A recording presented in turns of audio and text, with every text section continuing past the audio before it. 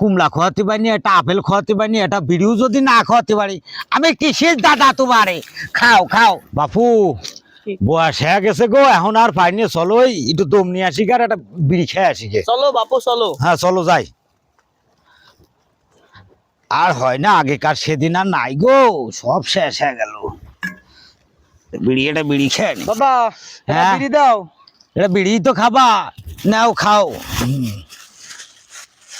তোমারে এটা কুমলা খাওয়াতে পারি, একটা আপেল খাওয়াতে পারি, একটা বিড়িও যদি না খাওয়াতে পারি, আমি কিসের দাদা তোমারে?